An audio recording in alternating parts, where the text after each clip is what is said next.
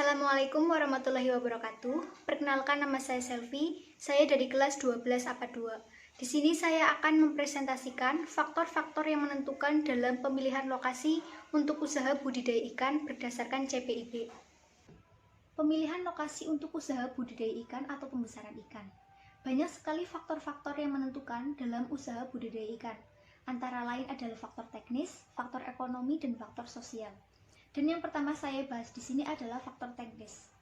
Faktor teknis adalah faktor yang secara langsung mempengaruhi keberhasilan atau kegagalan dalam usaha budidaya ikan. Dan yang terdapat dalam faktor teknis antara lain sumber air, jenis tanah, limbah, dan kualitas air. Jadi sebelum kita memulai usaha budidaya ikan, kita harus memilih lokasi yang dekat dengan sumber air, yang kontinuitasnya terjamin sepanjang tahun. Debit airnya itu cukup, dan kualitas airnya sesuai dengan ikan yang akan kita budidayakan. Contoh sumber airnya adalah air dari sungai, dari sumur, saluran irigasi, dan air dari waduk. Yang kedua adalah jenis tanah. Jenis tanah yang kita pilih sebaiknya itu jenis tanah lempung atau tanah liat, sehingga apabila terjadi kehilangan air karena filtrasi dapat dihindari dengan semaksimal mungkin. Yang keempat adalah kualitas air. Sumber air yang digunakan untuk usaha budidaya ikan harus memenuhi persyaratan kualitas air yang sesuai, baik secara biologis, fisika, maupun kimia. Yaitu airnya itu harus jernih, namun mengandung pakan alami, tidak mengandung bahan-bahan yang beracun, serta pH dan suhunya itu sesuai dengan ikan yang akan kita budidayakan. Yang kedua adalah faktor ekonomi. Faktor ekonomi berkaitan dengan faktor-faktor pendukung kemudahan produksi dan pemasaran. Semakin sulit menyiapkan faktor pemasaran dan produksi, maka semakin besar biaya yang dikeluarkan dan otomatis menekan keuntungan. Contoh faktor ekonomi di sini adalah dekat dengan sumber air, tetapi bukan daerah rawan banjir, serta dapat dialiri sepanjang tahun. Semakin jauh lokasi dengan sumber air, maka semakin banyak biaya untuk pengadaan air dalam usaha budidaya ikan. Yang kedua adalah dekat atau memiliki sarana penunjang, seperti sarana komunikasi, jaringan listrik, dan sarana atau prasarana transportasi.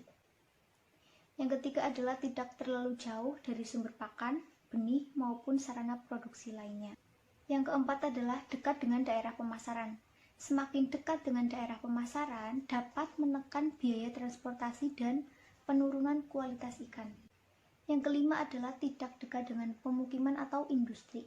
Pemukiman atau industri yang menghasilkan limbah akan mengganggu kualitas air dalam usaha budidaya ikan dan mengganggu pertumbuhan ikan. Yang keenam adalah mudah mendapatkan tenaga kerja. Dan yang terakhir, status kepemilikan dengan bukti sertifikat sangat berguna untuk mengatasi masalah tanah. Yang ketiga adalah faktor sosial. Ditinjau dari faktor sosialnya, lokasi untuk budidaya ikan harus memenuhi persyaratan sebagai berikut.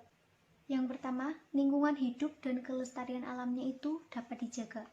Artinya, lahan yang kita gunakan untuk usaha tidak merusak lingkungan yang sudah ada.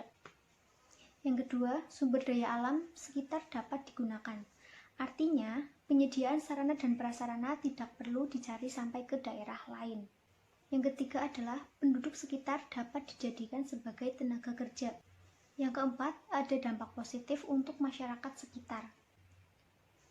Dan yang terakhir, keamanan lokasinya itu terjamin, tidak terganggu oleh orang-orang yang tidak bertanggung jawab. Sekian presentasi dari saya. Mohon maaf apabila ada tutur kata yang kurang berkenan. Terima kasih. Wassalamualaikum warahmatullahi wabarakatuh.